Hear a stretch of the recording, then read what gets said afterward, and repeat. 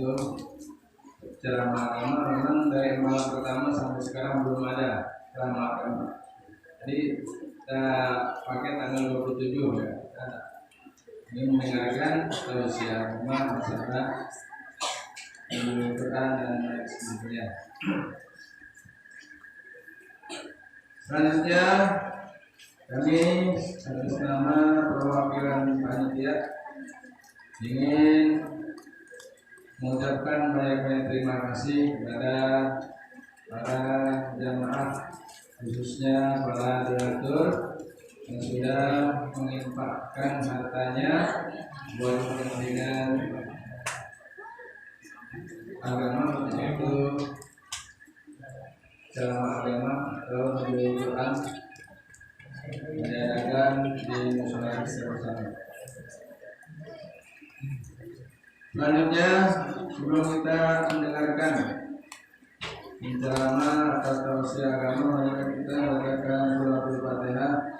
Sudah hamba Allah yang sudah, yaitu dari hamba Allah untuk anaknya, keluarga, ahli buah, diberikan kesehatan, kepanjangan umur, memudahkan segala urusannya. Alhamdulillah.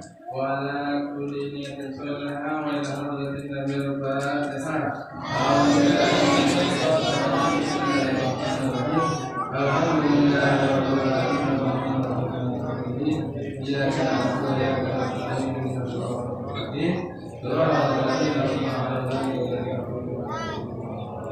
dan selanjutnya buat almarhum dan almarhumah dari Allah untuk itu arwah Ibu Tia binti Bi, dua Ibu Ina binti Bi, ketiga Marni Oktaviani binti Kamaludin, empat Ireng binti Endang Mastuki, lima Niki binti Endang Mastuki, enam Bapak Osman bin Nur, Ibu Sani binti Bung, dan Ibu Mulia binti Usman, Ibu Mursina binti Usman, Bapak Ali Sidik binti Sidik.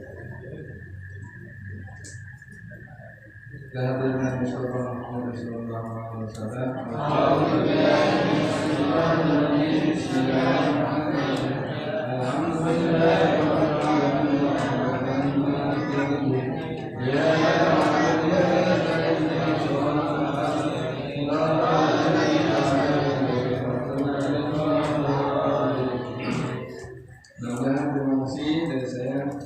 Dan sebentar kita akan harapkan untuk menggunakan solusi agama yang insya Allah akan disampaikan oleh Ustaz kita.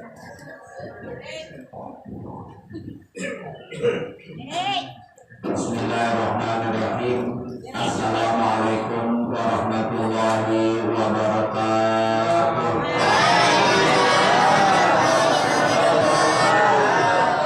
Alhamdulillahilladzi waqafa wassalatu wassalamu ala sayyidina Muhammadin nabil mustafa wa ala alihi wa sahbihi ahli sidqi wal wafa.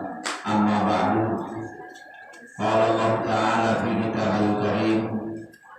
A'udzu billahi minasyaitonir rajim.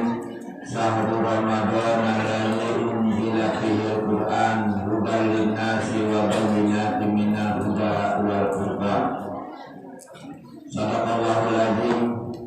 Pertama yang saya hormati Taran Sawan Dani sebagai Ketua BKR Musola, dan juga yang saya hormati Ketua Panitia Penyelenggara Nuzul Quran di para asatidz wal asatidzah, dan juga yang saya hormati sahabat kami di mana kalau ketemu selalu Assalamualaikum.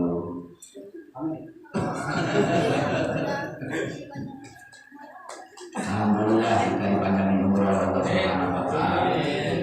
Bapak-bapak dan saudara-saudara serta ibu-ibu, anak-anak jamaah tarawih yang malam ke-27, tinggal 2 hari lagi kita tarawih. Ketiganya udah takbir udah. Mudah-mudahan seluruh langkah dan aktivitas kita mendapat ridho dari Allah Subhanahu wa taala. Pertama, marilah kita panjatkan puji syukur kehadirat Allah bahwa Allah pada saat sekarang ini masih memberikan nikmat pada kita. Di antaranya nikmat iman. Alhamdulillah, walaupun nyawa kita kemarin gagal, beras mahal, tetap iman kita masih ada. Enggak pindah kita. Ya. Yang kedua, nikmat Islam. Walaupun goncangnya bumi kayak gini, tetap kita beragama Islam. Alhamdulillah. Mudah-mudahan sampai akhir hayat kita memeluk agama Islam. Yang ketiga, nikmat sehat walafiat. Karena kalau ada iman, ada Islam, kagak sehat, kagak bisa datang sholat. Sekarang sehat, Islam, imannya kagak datang juga ke sholat. Jadi adanya 3 nikmat tersebut, alhamdulillah kita syukuri. Mudah-mudahan seluruh langkah dan aktivitas kita dapat ridhonya dari Allah Subhanahu wa taala. Salawat dan salam marilah kita sanjungkan kepada junjungan kita baginda Nabi besar Muhammad sallallahu alaihi wasallam yang telah menyampaikan risalahnya, yaitu berupa hadis dan risalah dari Nabi turun kepada sahabat tabi'in sampai aulia min auliaillah, sampai kepada guru-guru kita, sampai kita kenal kepada Rasulullah namanya dan sifat-sifatnya. Kalau nggak perantara para guru kita nggak kenal Nabi, karena kita hidupnya di zaman sekarang. Dan mudah-mudahan nanti kita di yaumul qiyamah diakui sebagai umatnya. Walaupun sembahyang jarang-jarang, walaupun puasanya banyak bolong-bolong, yang penting diakui sebagai umatnya Nabi Muhammad sallallahu alaihi wasallam, dan telah mendapatkan pertolongan dari Rasulullah sallallahu alaihi wasallam. Bapak-bapak serta ibu-ibu yang saya hormati, ada seorang sahabat, nih cerita bu ya, ibu dengerin nih. Dulu ada seorang sahabat namanya Abdullah bin Abbas. Ketika ditanya sama sahabat, ya Abdullah bin Abbas, bulan apakah yang paling terbaik? Dan hari apakah yang paling terbaik? Dan pekerjaan apakah yang paling terbaik? Pertanyaan saya jelas nih ya, beda enggak balik itu yang dipahamin ya. Drama nggak tinggi-tinggi, yang penting yang ngerti dah. Pertanyaan pertama ditanya begini, hari bulan apakah yang paling terbaik? Ibnu Abbas menjawab, bulan dalam 12 bulan yang paling terbaik adalah bulan puasa. Bulan puasa. Karena di bulan puasa Rasulullah bersabda, man fariha bi duhuri Ramadan haramallahu jasadahu ala nirot. Siapa orang yang gembira doang masuknya bulan Ramadan, diharamkan jasadnya dari api neraka. Gembira doang. Udah besok bulan puasa, besok bulan puasa. Begitu doang itu gembira. Makanya orang-orang dulu diajarkan ketika bertanggal bulan puasa mukul beduk, marah beduk. Kenapa? Dia gembira besok bulan Ramadan, besok bulan Ramadan. Ini bulan puasa belum gembira doang. Dia sampai kalau kita di Jakarta, kalau kita di Tanjung Priok, seminggu mau puasa suruh pulang. Kalau kita menandur tungguin dulu besok habis bulan puasa. Nggak boleh hajatan karena kita menyambut gembiranya datang bulan Ramadan. Gembira doang itu diharamkan oleh Allah jasadnya dari api neraka. Ngerjain apa kagak itu urusan belakangan aja, yang penting seneng aja masuk bulan Ramadan. Makanya dengan gembiranya kita masuk bulan Ramadan, insya Allah kita jauh daripada api neraka nanti di yaumul kiamah. Baru gembira doang. Yang kedua kata Rasulullah, man shoma ramadhana imanan wa ihtisaban ghufira lahu ma taqaddama min dzambi. Siapa orang yang ngerjain puasa sebulan, maka Allah ampuni dosanya yang tahun kemarin. Yang tahun kemarin diampuni. Yang puasa dosanya yang kemarin habis. Itu saking baiknya bulan puasa. Maka Ibnu Abbas bilang yang paling terbaik bulan dari 12 bulan adalah bulan puasa. Hadirin sekalian yang saya muliakan, bukan kegembiraan kita doang. Para arwah-arwah yang sudah mendahului kita pun kalau bulan Ramadan itu bebas dari siksaan. Kalau bahasa penjara itu ada remisi namanya. Ada remisi kebebasan di bulan Ramadan. Sehingga para roh-roh yang ada di lauhul mahfuz itu di alam barzakh ketika mau tanggal bulan puasa itu dia dikembalikan ke rumah masing-masing, suruh lihat pada keluarganya. Makanya kita disunahkan tanggal puasa sedekah merohan. Sedekah merohan artinya merohan itu bahasa kita. Bahasa Arabnya adalah arwah pada pulang semua ke rumahnya masing-masing. Dia lihat keluarganya nih, dilihat keluarganya. Kalau bapaknya udah meninggal, kemudian dia datang, mana anak gua itu ya, anak gua kagak masuk sembahyang, kenapa sih ya kagak masuk sembahyang? Gitu dia, gitu nih, ceritanya, kenapa nggak masuk sembahyang? Ya gitu, gua itu pada bangun aja, megangin HP, kan baca Al-Quran, gitu. Coba kita rasain nanti kalau kita udah mati. Ya bulan Ramadan kita dikembalikan begitu. Ya. Pokoknya yang jelas kita pasti ngerasain semua begitu. Pasti ngerasain. Cuman tinggal nungguin waktunya doang. Belum. Terus datang ke keluarganya. Manakala keluarganya di bulan Ramadan menyambut bulan Ramadan dia sedekah pada gembira. Terus lagi mandi bulan Ramadan besok melaksanakan itu roh orang-orang tua kita senang melihatnya. Tapi kalau dia lihat itu, nah udah bulan puasa, lo udah juga mandi, udah juga puasa, kata terus rumah nama, dulu anak mana yang jadi harapan gua gitu. Coba nanti dia, jawab aja gitu. Itu kembali. Sehingga kalau orang-orang dulu itu fatwa dari ulama didengerin. Kalau mati di bulan Ramadan kalau ditahlilin. Karena apa? Karena di hari kebebasan. Nanti habis lebaran baru tahlil. Orang sekarang kagak dengerin guru, kagak dengerin ustaz, kagak dengerin ulama. Bulan puasa mati tetep ditahlilin. Kapan mau tadarusan? Kapan mau tarawih? Ada buru-buru. Sebetulnya orang dulu tuh tahu hadisnya.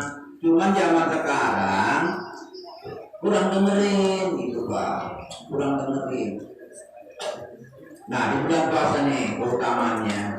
Kemudian kata Rasulullah, siapa orang yang bersedekah memberikan bantuan untuk kepentingan agama pada bulan Ramadan, itu satu dibalas 7.000 pahalanya.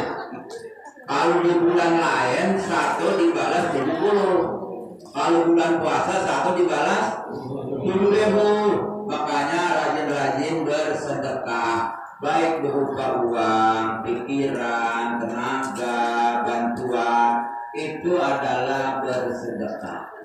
Disuruhnya bulan Ramadan memperbanyak amal-amal kebaikan. Sampai-sampai kata Rasulullah di bulan Ramadan, naumus shaimi ibadatun.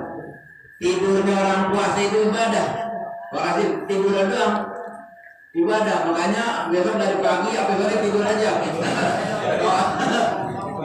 Kalau dari pentung sini dan ini ngomong gini, kenapa lu tidur aja? Kan kata Ustaz Rahman, hadisnya naumus shaimi ibadah tuh. Tidurnya orang puasa ibadah, makanya kayak luas aja. Nah cuman kalau udah nyuci baru puasa. Baru apa? Baru tidur. Ini mau dari pagi tidur sampai sore. Nah, di sini sama lagi tidurnya saja. Jadi seluruh aktivitas di bulan puasa ini banyak sekali imbalannya dibalas 70 kali lipat. Hadirin sekalian yang saya muliakan. Kemudian adanya bantuan ada santunan kan ya, ada santunan. Terus juga ada bantuan buat di musola. Sampai kata Rasulullah begini, ada bantuan ya, sedikit. Kata Rasulullah begini, Pak. Saking hebatnya bulan puasa, siapa orang yang bersedekah pada bulan puasa banyak atau sedikit, maka Allah kasih hadiah 5. Hadiahnya 5 biji, 5 macam.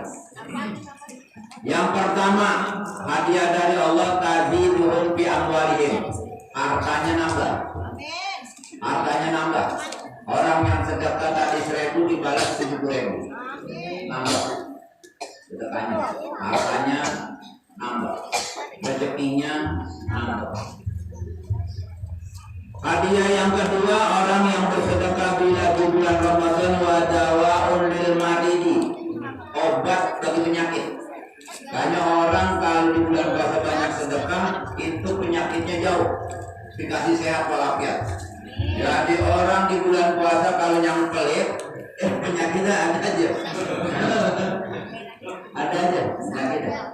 Nggak butik lah, bisul, ya ada aja, nunggu aja. Makanya dirajinin bersedekah. Buat tuh ya. Makanya kalau di bulan puasa orang banyak bersedekah, hartanya nambah. Dan belum ada cerita dari zaman dulu sampai sekarang orang bilang begini, si anu miskin tuh, dulunya kaya, sekarang jadi kaya juga karena dia pelit, karena duitnya nggak kemana-mana, nggak ada. Orang yang pelit itu pasti jatuh bangkrut. Tapi orang bilang itu dia walaupun hartanya sedikit tapi hidupnya berkah. Kenapa? Dia rajin bersedekah. Apalagi di bulan Ramadan kita memperbanyak sedekah. Makanya ibu-ibu Rasul ajarkan gini, kalau di bulan puasa ijab tobah tamarokatan keakhir ma'ah wa ta'at bironaka. Kalau nyayur banyakin buahnya, bagiin tetangga. Kalau nyayur bandang 2 biji, potong 4. Itu dagingnya bakal kita tambahin lagi ya sekali untuk tetangga tuh buahnya.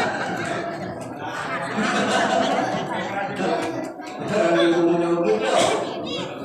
Indah tobah tamarokatan keakhir ma'ah. Kalau nyayur banyakin buahnya. Wata ahad dironaka antrin ke tetangga, pohon itu buah sayur gitu aja. Yang penting banyak sedekah. Gitu. Yang ketiga nih di bulan puasa, terutamanya di bulan puasa, orang yang bersedekah, yarbau azab kubur. Allah angkat azab kubur. Apa itu azab kubur? 3. 1 sempit, gelap, sepi. Orang yang rajin bersedekah di bulan Ramadan itu tidak menemui kesulitan dalam pikirannya. Pasti ada jalannya. Yang di dalam kubur belum kita alamin di dunia, Allah bilang begitu. Yang kedua, gelap, bebas. dalam kubur. Orang yang bersedekah di bulan Ramadan akan diberikan jalan keluarnya. Ada aja solusinya yang kira-kira menimbulkan datangnya duit. Gitu. Yang ketiga, sepi. Dan orang yang bersedekah di bulan puasa tidak akan sepi karena selalu kumpul dan kumpul. Nah, ini jaminan Rasulullah SAW pada bulan Ramadan. Kemudian yang keempat, yang ala sirat kalbatil khatib, lewat di jembatan Siratal Mustaqim seperti kilat. Nanti itu mah bahasanya studi agama. Kalau orang rajin bersedekah bulan Ramadan, apapun maksud dan tujuannya cepat tercapai tanpa sulit-sulit gitu. Dan yang kelimanya, hadiahnya yadhulul jannah bila hisabin wala azabin, masuk surga kagak disiksa lagi. Bahasanya kalau anak itu masuk kerja tanpa diinterview dan tanpa diperiksa masuk. Tapi rajinin bulan puasa bersedekah. Inilah keutamaan di bulan Ramadan. Terus yang kedua ditanya lagi tuh Ibnu Abbas, hari apakah yang paling terbaik menurut Anda? Hari yang paling terbaik adalah hari Jumat. Hari Jumat. Karena hari Jumat adalah Sayyidul Ayyam, pemimpin beberapa hari.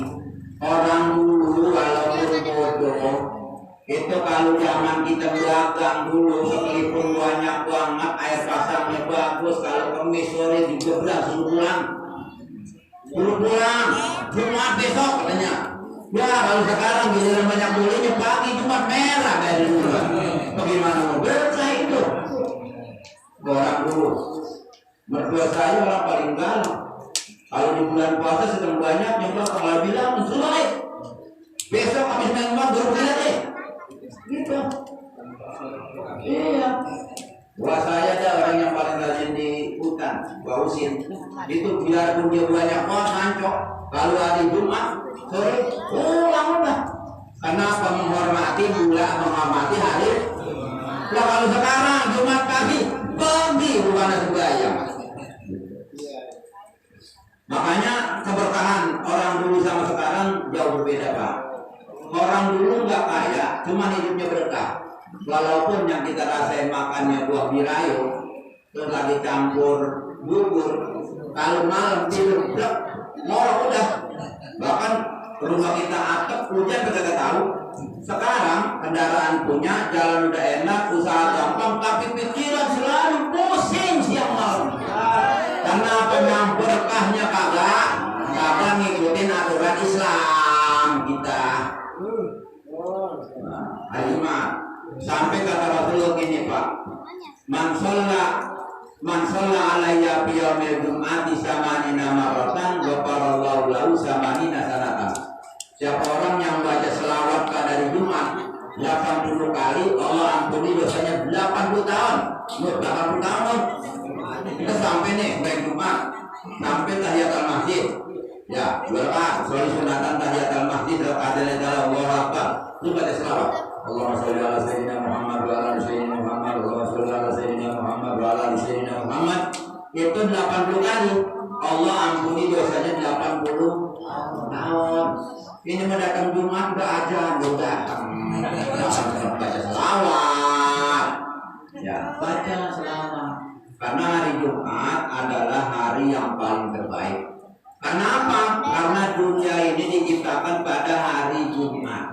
Dijadikannya Nabi Adam pada hari Jumat, ditempatkan di surga pada hari Jumat, diusir dari surga ke bumi hari Jumat, terjadinya kiamat pun hari Jumat. Mudah-mudahan nggak besok ini. Kalau Jumat dengan kiamat Jumat besok, wah kacau banget. Yang nggak apa-apa itu kalau mau waktunya mah ya. Mana nih? Waktunya mah. Iya. Hari yang paling terbaik adalah hari Jumat. Gitu. Ada yang pertama apa? Bulan yang paling terbaik adalah bulan. Hari yang paling terbaik adalah hari. Yang ketiga ditanya lagi, pekerjaan apakah menurut Anda yang paling terbaik? Pekerjaan sembahyang 5 waktu tepat waktunya. Sembahyang 5 waktu tepat waktunya. Kenapa begitu penting? Karena as-sholatu imaduddin, sembahyang itu tiangnya agama. Bagaikan pohon kayu itu adalah pokoknya. Amal ibadah yang lainnya adalah cabangnya. Biarpun banyak cabangnya, kalau nggak ada pohonnya rubuh. Nah gitu. Nah, biarpun cabangnya kagak, kalau ada pohonnya masih bisa diri. Makanya sembahyang rajinin supaya amal kebajikan kita nemplok. Paham? Iya. Makanya pekerjaan yang paling terbaik adalah sembahyang 5 waktu. Sembahyang. Bapak-bapak, kalau kita ingat di zaman Rasulullah Isra Mi'raj ketemu sama Nabi Musa, begitu turun ditanya, Muhammad, lu ngapain tadi Isra Mi'raj? Ketemu siapa? Ketemu Allah. Apa perintahnya? Sembahyang. Berapa kali? 50 waktu. Ya, Muhammad. Umat lu jangan sampai 50 waktu. Bapak kuat, umat lu pada belajis. Begitu kata Nabi Musa. Minta turunin sampai tinggal 5. Sampai tinggal 5. 5 nyawa semua masih. Makanya pekerjaan yang paling terbaik adalah sholat 5 waktu. Kita sayang Pak amal kita, ibadat kita yang lain, berbuat sedekah pada yang lain, itu diibaratkan seperti cabang. Sembahyang 5 waktu seperti pohon. Kalau pohonnya pada gompal, rubuh, cabang di mana nemploknya? Ya. Oleh karena itu perbuatan yang paling terbaik adalah sholat 5 waktu. Ibu-ibu berbuat baik nemplok di sholat. Ibu nyuciin pakaian laki pahalanya gede nemploknya di sholat. Tapi kalau sholatnya kagak, nah cabangnya kagak rontok semua. Apa tadi dok? Bulan yang paling terbaik adalah bulan Ramadan. Hari yang paling terbaik adalah hari Jumat. Pekerjaan yang paling terbaik adalah sholat 5 waktu. Lama-lama Ibnu Abbas meninggal. Cerita di dalam kitab. Kemudian orang bertanya sama Sayyidina Ali. Ya, Imam Ali sini. Pakai bahasa kita aja, bahasa Arab ngerti. Ya, ada apa? Kemarin aku bertanya kepada Ibnu Abbas, bulan apakah yang paling terbaik? Dia jawab bulan Ramadan. Hari apakah yang paling terbaik? Hari Jumat. Pekerjaan apakah yang paling terbaik? Sholat 5 waktu. Kalau menurut Anda gimana Ali?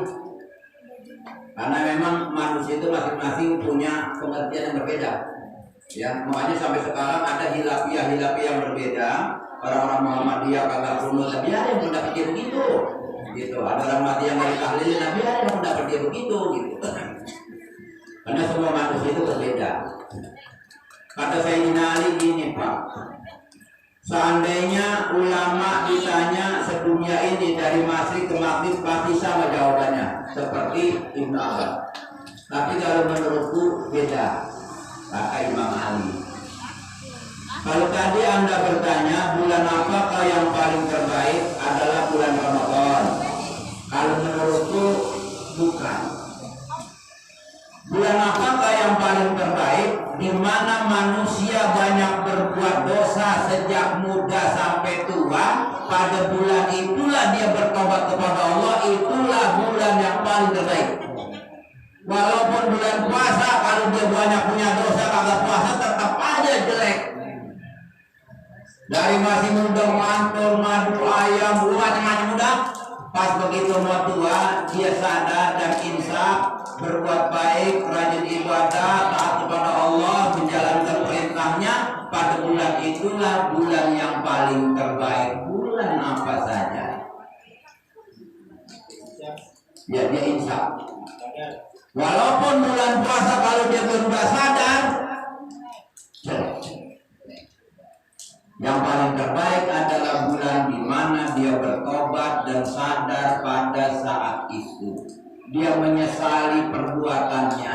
Ya Allah ya Tuhan, kenapa dulu gue berbuat dosa mulu? Ya Allah ampunilah dosaku ya Allah. Banyak istighfar karena orang yang paling bagus adalah yang selalu mengingat dosanya masa lampau. Orang yang paling jelek yang selalu mengingat kebaikannya masa lampau.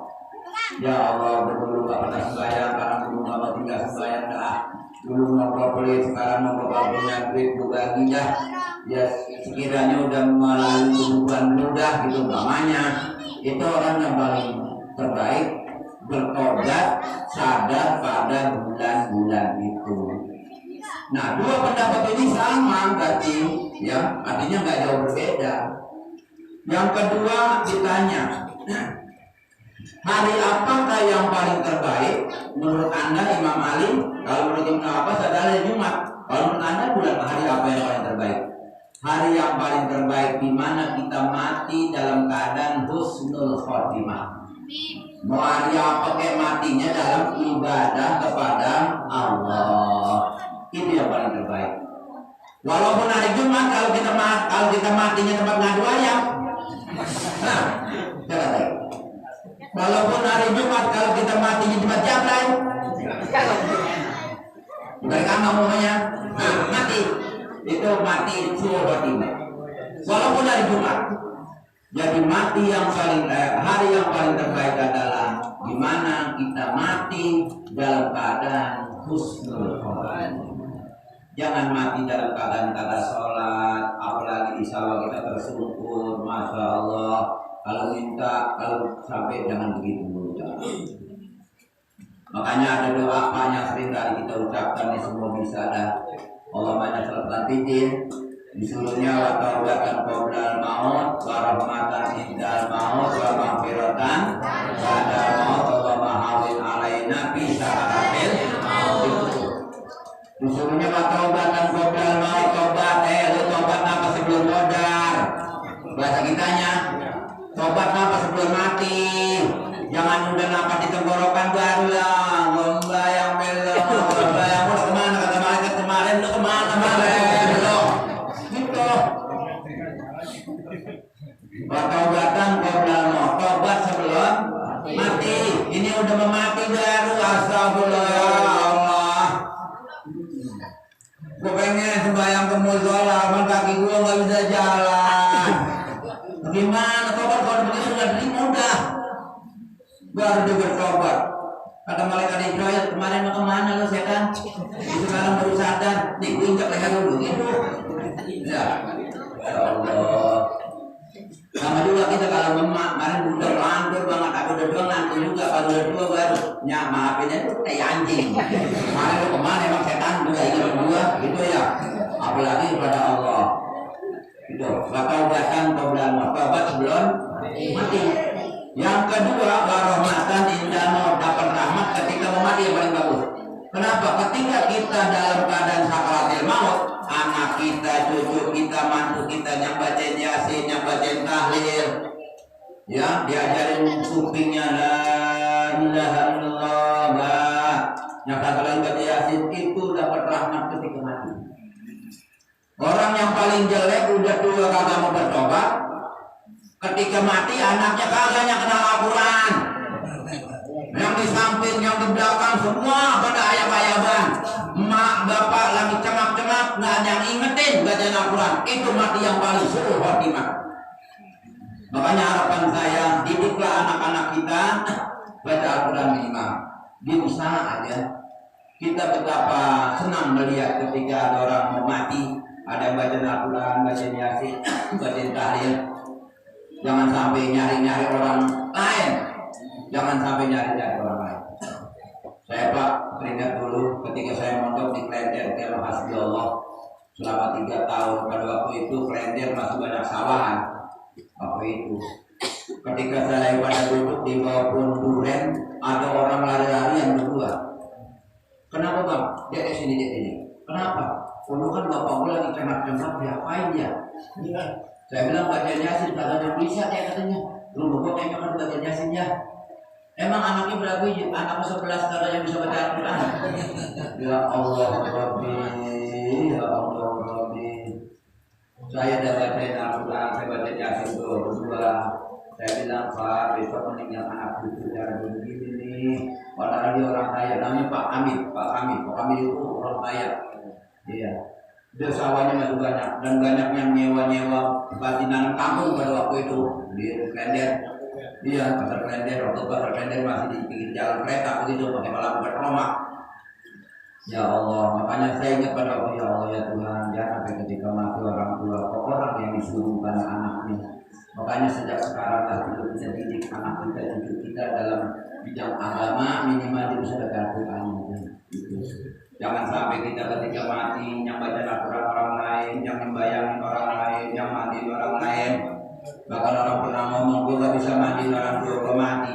Atau mandi bocah baru lahir aja bisa. Kan gampangan mandi orang mati daripada mandi bayi.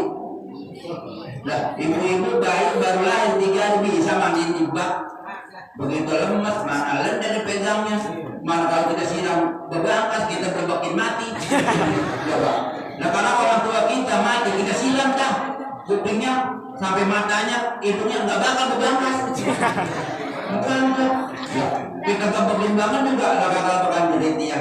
Ternyata banyak anak tidak mampu memandikan orang tua. Gimana baktinya anak kepada orang tua? Sampai nyembayangin orang juga disuruh. Makanya inilah perlu didikan anak-anak kita, minimal didiklah dalam agama supaya mereka mengerti dan paham tentang tatanan-tatanan syariat Islam. Jadi hari yang paling terbaik menurut Imam Ali adalah di mana kita mati, di situ husnul khotimah. Tadi itu rahmatan indal maut. Yang ketiga wa maghfiratan ba'dal maut. Ya Allah ya Tuhan, berikanlah ampunan saya sesudah sudah mati. Siapa yang mengampuni dosa kita? Allah. Dengan sebab siapa? Dengan sebab anak dan cucu kita. Ketika beliau baca Al-Quran, dosa kita diampuni. Ketika beliau sembahyang, dosa kita diampuni. Ketika dia pergi ngaji, dosa kita diampuni. Dari sebab anak dan cucu. Orang lain nggak bisa, Pak. Nggak bisa. Makanya perlulah siap siaga buat kematian kita adalah anak yang paling penting.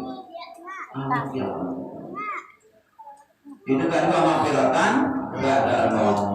Masya Allah, Pak, betapa girang orang yang ada dalam kubur manakala anak dan cucunya membaca Yasin, membacakan salawat dan membacakan doa dengan ucapan Allah maghfirlahu warhamhu wa afihi wa anhu Allah maghfirlaha warhamha wa afiha wa anhu. Makanya harapan saya sebagai agama ya kita didiklah anak-anak kita minimal bisa baca Al-Quran aja gitulah, amal ilmu fikih buat praktek dia sholatnya benar. Oke lah kalau kita berjualan dulu susah ngaji, gurunya jauh, kerjaannya nganor dulu. Makanya ya saya ngalamin sendiri dah, ya kerjaan nganor dulu, ambil siang udah dulu tuh, apa besok ngaji. Gitu kalau sekarang guru ngaji meletak di mana-mana, cuman godaannya banyak ialah HP yang menghalangi ngaji anak-anak. Kacau balau sekarang Pak anak-anak. Ya makanya HP tolong dihentikan, anak-anak kalau punya ngaji perintahkan dia ngaji supaya dia bisa baca Al-Quran. Kemudian yang ketiga, pertanyaan tadi, amal apakah yang paling terbaik? Jawab Ibnu Abbas, amal sholat 5 waktu. Tapi kata Imam Ali begini, amal yang paling terbaik adalah amal yang ikhlas. Amal yang ikhlas. Sembahyang ikhlas karena Allah. Pergi sembahyang Jumat ikhlas karena Allah. Kita beramal pun ikhlas karena Allah. Membantu tetangga juga ikhlas karena Allah. Kita datangin tetangga juga ikhlas karena Allah, bukan karena janda anaknya satu, tapi ya kita datangi karena ikhlas. Jadi seluruh aktivitas amal ibadah kita itu kuncinya adalah ikhlas. Mudah-mudahan kita tarawihnya ikhlas, sholat Jumatnya ikhlas, puasanya ikhlas, dan amal kita semua pun ikhlas karena Allah. Dari 3 pemahaman 2 imam yang berbeda, semua itu adalah benar jalannya.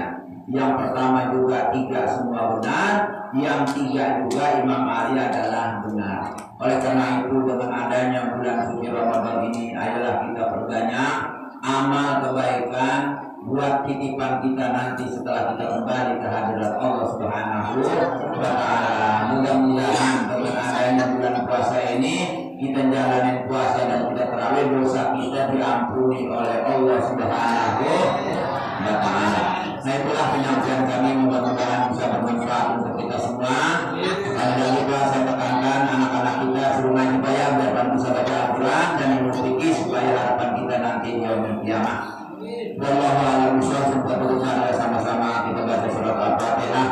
Kita mohon kepada Allah agar selalu diberikan sehat walafiat, yang banyak,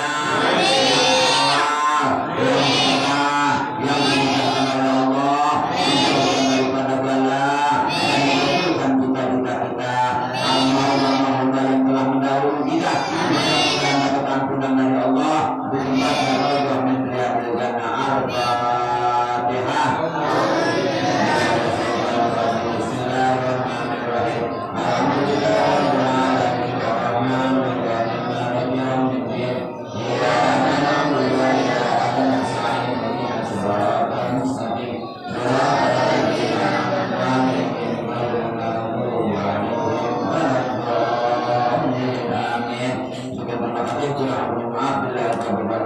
Assalamualaikum warahmatullahi wabarakatuh.